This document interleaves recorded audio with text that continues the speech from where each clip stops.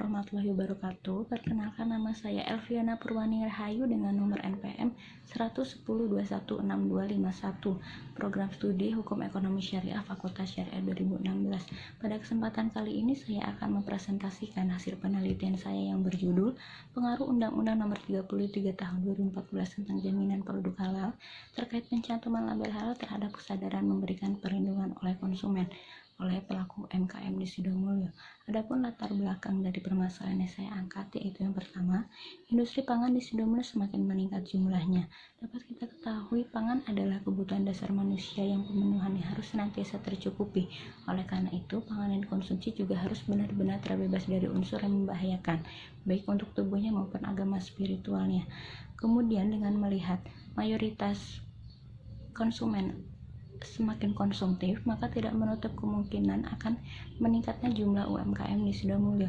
Kemudian yang kedua, adanya Undang-Undang Jaminan Produk Halal. Seiring dengan berkembangnya industri pangan di Sidomulyo, dengan melihat jumlah mayoritas penduduk Indonesia adalah beragama Muslim, maka muncul aturan pemerintah guna untuk melindungi konsumen Muslim dengan mengeluarkan Undang-Undang Nomor 33 Tahun 2014 tentang Jaminan Produk Halal, yang mana pada pasal 4 yang berbunyi bahwa produk yang masuk beredar dan diperdagangkan di wilayah Indonesia wajib bersertifikat halal.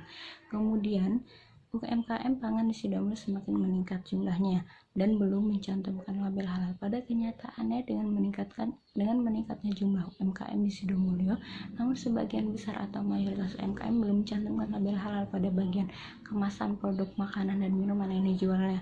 Dapat kita ketahui di situ bahwa masih rendahnya kesadaran UMKM dalam memberikan perlindungan kepada konsumen. Kemudian dari fokus jenis penelitian adalah kuantitatif, kemudian pendekatan penelitian yaitu yuridis empiris, kemudian sumber data primer dan sekunder. Sumber data primer diperoleh langsung dari narasumber yaitu pelaku UMKM di Sidomulyo dengan menggunakan alat kuesioner yang peneliti bagikan. Kemudian dari penelitian sekunder yaitu didapat tidak langsung, yaitu dari jurnal, skripsi, artikel, buku, dan lain sebagainya. Kemudian dengan menggunakan teknik pengumpulan data yaitu kuesioner, observasi, dokumentasi. Kemudian adapun populasi dan sampel menggunakan metode non-probability sampling, kemudian teknik menggunakan incidental sampling.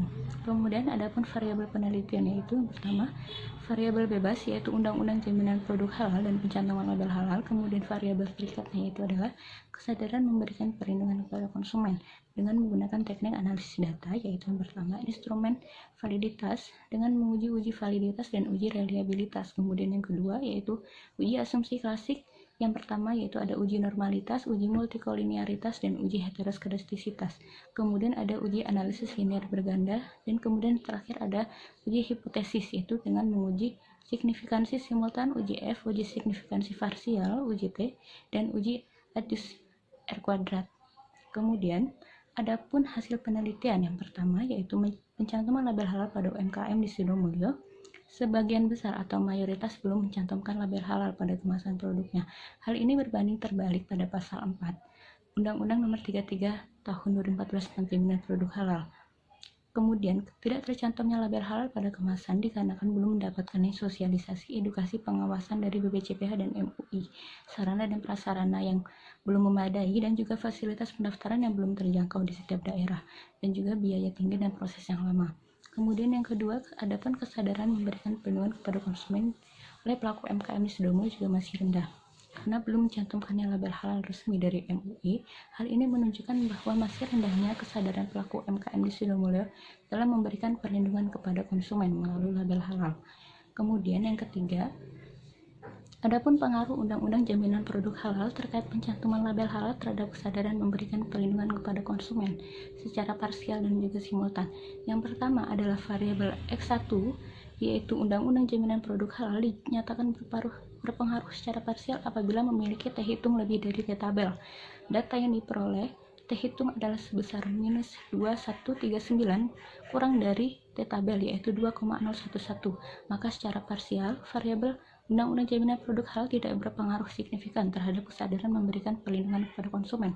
Kemudian yang kedua, variabel X2 diperoleh T hitung lebih besar dari T tabel, maka secara parsial X1 berpengaruh signifikan terhadap Y, yaitu label halal berpengaruh terhadap kesadaran memberikan perlindungan kepada konsumen. Kemudian yang ketiga, F itu lebih besar dari F tabel, maka secara simultan kedua variabel independen X1 dan X2 signifikan mempengaruhi Y, yaitu Undang-Undang Jaminan Produk Halal dan Label Halal signifikan dan mempengaruhi kesadaran memberikan perlindungan kepada konsumen oleh pelaku UMKM di Sidomulyo.